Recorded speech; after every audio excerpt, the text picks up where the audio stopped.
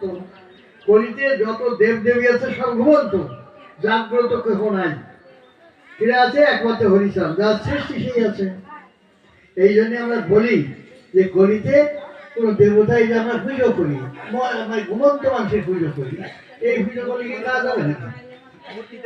আমাদের ওই লক্ষ্মী পুজো, দুর্গা পুজো, কালী পুজো 12 মাসে 13 পার্বণ করতেই তালে আছে। এই সব ঘুমন্ত মানুষের পূজা করছে, বুঝছেন?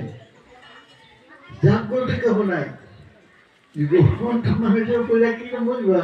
এই মা কালীরই রাবণ 108 বার তার মাথা কেটে ওই মা কালী ধুয়েছিল। সেই মা কালী যখন রাম রাবণের যুদ্ধ হয়, রামের বান রাবণের মৃত্যু বান তো নিয়ে গেল। এই এখানে এত কথা বলে, দেবতা বানের পরে বসলো, কথা বলতে না করে বান ছেড়ে দিল, বান কিছুতে পড়িয়ে গেল। বান পড়লো কেন?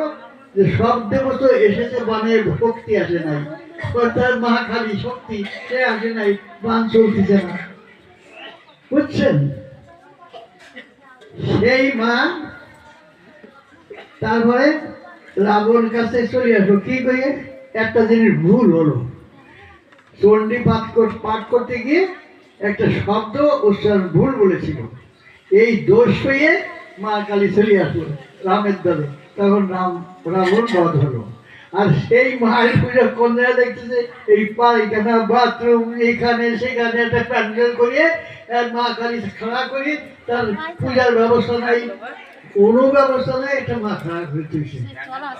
প্যান্ডেল আছে, প্যান্ডেলে কি পুজো করা যায়?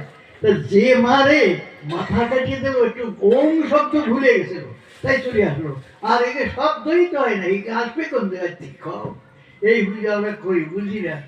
এই জন্য ঠাকুর এই এখন বর্তমান আছে ঠাকুরের রাজত্ব, ঠাকুরই সর্বে সর্বা। যারা বোঝে তারা এই ঠাকুরকেই বোঝে। এই জন্য সবার কাছে নিবেদন জানাই, ঠাকুর ছাড়া কারো গতি নাই। যে বোঝে না তারও এই ঠাকুর দরকার। আর যে বুঝবে, বুঝতে বুঝতে হয়তো তার জীবন শেষ হয়ে যাবে, শেষ করে একটু বুঝবে। আর তোমরা আগে আগে বুঝে যাচ্ছ, এখন যে যার পুজো করো, কিন্তু ঠাকুরের পূজা করলে কি হবে? সকলের পূজা হয়ে যাবে। 33 কোটি দেব দেবী ছাড়া যদি আর কেউ থাকে, তারও পুজো হয়ে যাবে হরিচাঁদের পুজোর পুজো।